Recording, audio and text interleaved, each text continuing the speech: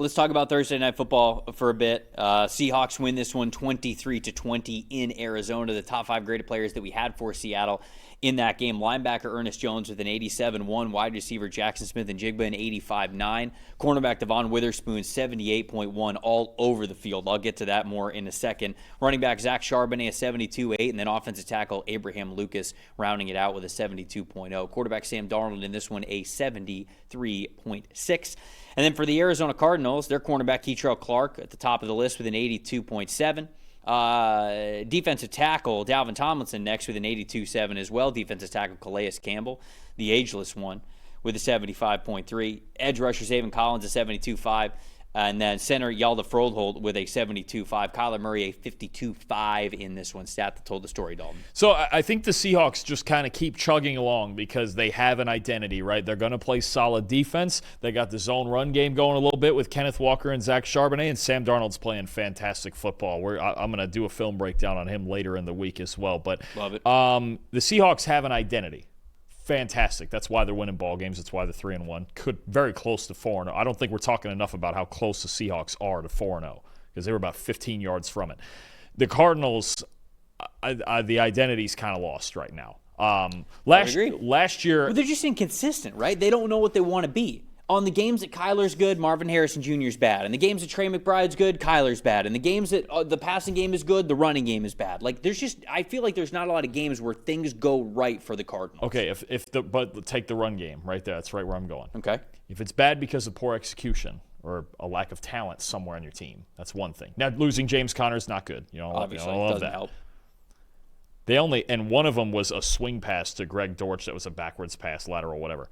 I had 13 design carries in this game. Right. Really 12, if we're being honest about it. If I go with that number, the 12 design carries, that's their fewest in a game since 2019, Kyler's rookie year. And then you talk about, okay, so now, because I'm watching this tape back again, and even watching it the first time, and this isn't just, fourth quarter hurry up to down 2 scores. And they did. Kyler found a way, but this is where they're the most comfortable. And the problem is it looks like, take like a Mike Leach offense or something. Like they're just throwing the ball every play now. Mm-hmm. And last year, the last 2 years, the problem of playing against the Cardinals was, hey, they're really physical. They're going to get after us and run downhill. We better buckle up. That's not what the Cardinals are doing right. Last year, they ran the ball 40% of the time. Middle of the pack-ish kind of rate. But when they did it, obviously it was big, strong offensive lineman and James Conner and then Kyler with the read option, and then everything worked off of that. Nothing's working off of anything right now. And the other problem is, and I mentioned kind of that air raid-ish kind of offense, it's not like they're throwing vertically either. Kyler Murray through 4 weeks has a 6.1 yard average depth of target, which is extremely low. I'll have to see if it's the lowest in the league, but it's probably bottom 5. It's probably the lowest of his career, at least. Easy. Oh, yeah. I mean, it is right now, where did it go? It's 6.4. Sorry, 6.4 through the first 3 weeks. The only starting quarterback with a lower one is Aaron Rodgers. And we've talked about how they don't throw downfield at all. Right. So you have Kyler Murray. So they're not explosive in the pass game because they're basically choosing to just go quick game all the time. And the run game, they seem to be just abandoning it. And if this Cardinals team, I know James Conner got hurt, but you got to find a rushing attack. You have to choose to run the football, even if you know it's not going to be fantastic like it certainly was last year. I think there's an identity crisis with this Cardinals offense. And the difference in this game to me was Seattle knows right now, even despite all the new pieces and Clint Kubiak and Sam Darnold, Seattle knows right now exactly who they are.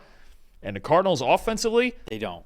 No. And defense, and again, the Cardinals defense, they're playing good enough to win ball games. Mm-hmm. And Jonathan Gannon, they went out of their way. The D-line looks good. The secondary, despite being banged up, looks good enough right now despite the injuries. They got to find an offensive identity and figure this out because the lack of explosiveness is really hurting this team right now. For the Seahawks, because I want to talk about the Seahawks side of things, because I do agree with everything that you said for the Cardinals. You broke down some heavy tight end personnel for the Atlanta Falcons. I'm going to do so for the Seattle Seahawks here. Their 2 tight ends, Elijah Arroyo and A.J. Barner, combined for 7 targets, 76 receiving yards, and a touchdown in this game. They're very much a part of the offensive identity of what the Seahawks wanted to do in the run game and in the pass game. They ran 12 personnel, 27 out of their 66 offensive snaps this game. They had an 89.5 rush grade when they were in 12 personnel. And I already talked about the passing success that they had. So this team, I think, has the ability with these two tight ends to lean into those heavier packages more and truly be a heavy personnel type of a team that gives them the ability to run the ball or pass the ball from either of these sets. And that's where, man, I feel like we're seeing so many tight end mismatches across the NFL because as teams are trying to get lighter, they're trying to get faster, less linebackers on the field, more defensive backs, all that kind of stuff. When teams go heavy, a lot of times they cannot match it. Or at least if teams go heavy consistently throughout a game, it eventually is just, like water on a rock, and they will eventually break through. With the Seahawks, they can go to this, I feel like, at any time with two tight ends that they trust a lot in Barner and Arroyo, especially as the season is going on. It feels like we get more trust there from them. So really successful in the passing game with both of these tight ends, and when they have heavy personnel on the field, almost an elite team rushing grade. So love the diversity and the balance that they get to have on offense with that type of 12 personnel set. No, absolutely. Absolutely. My favorite play in this game was probably the A.J. Barner out and up touchdown. Mm-hmm. I don't think I ever saw him once run that route at Michigan. Because he was the blocker, the blocking complement to Colston, Loveland, and all of that. Yes. He's showing a little bit more as a receiver than I saw from him in the draft. And you could not have two tight ends that complement each other better. In that same dynamic as Barner used to have with Loveland, than Barner and Arroyo. It's fantastic. Yeah. And to your point, I had to look this up just now. The Seattle Seahawks, and they only run it right now at the 14th highest rate. They could use it more. They could lean into it more. And Clint Kubiak, you can see with certain shots that he wants to take. The Seattle Seahawks right now, when they're in 12 personnel, have the highest offense grade in the NFL. I believe it. And it wasn't going to happen right away, right? Because Arroyo's a rookie. Like, it was going to take a little bit of time. I think they're on the exact timeline that you want to be, to where we get in the middle in the second half of the year. This is a team that their 12 personnel packages are pretty scary, and very impactful. Absolutely, and it's coming. And if Barner's a receiving threat, and he's an excellent blocker, we know Arroyo can run. Smith and Jigba's been one of the 6 or 8 best receivers in football this year. Cooper Kupp's been a solid compliment, and it's funny because they've gotten away from having Torrey Horton's become a deep threat too. So if you want to get an 11 and throw him out there as a they have a lot of weapons, and I thought this Seattle offense could eventually look like this.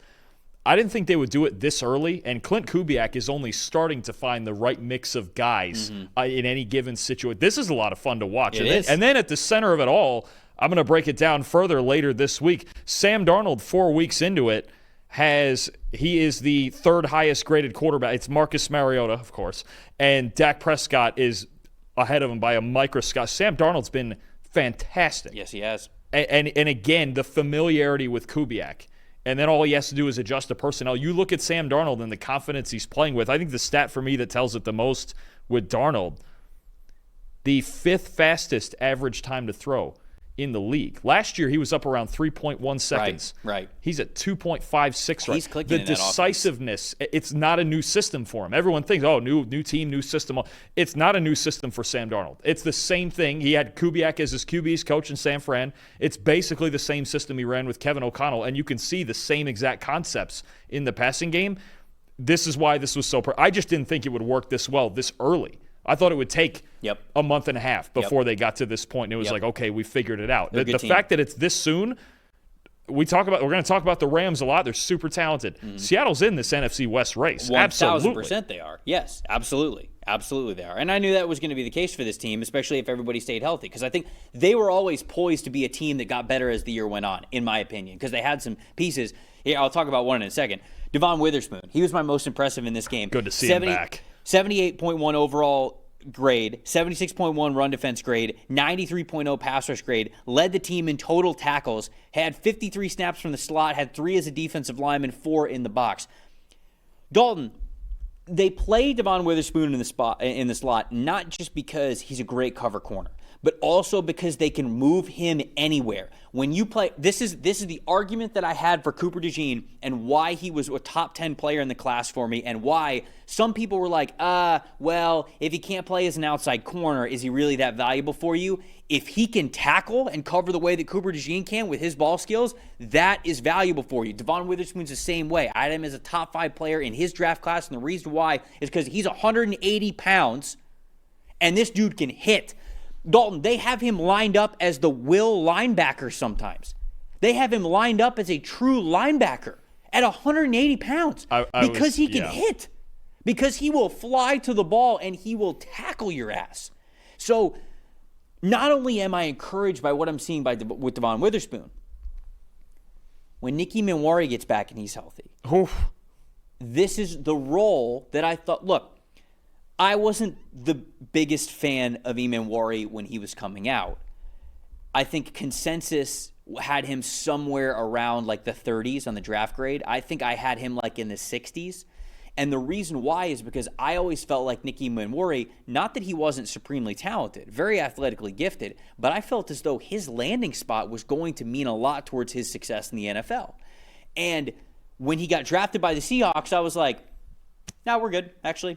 Yep, this is it. That was the number one spot where I would have wanted him to go. And the reason why is because what they are doing with Devon Witherspoon right now, part of that, not all of that, but part of that, you can do with a bigger, stronger, I don't want to say faster, but version of what you were trying to get with that customization of the role that Devon Witherspoon plays. So he's been out since week 1 with an ankle injury. When you get him back and healthy, if that's the role that he can play for you, it was a little bit spotty when he was at South Carolina because there were times when he didn't want to be physical, and you were like, do I really want you around the box a lot if you don't want to be physical in all plays? But if that's his role on this team, if he just focuses in on that, I think there is a world where he becomes that defensive player for them.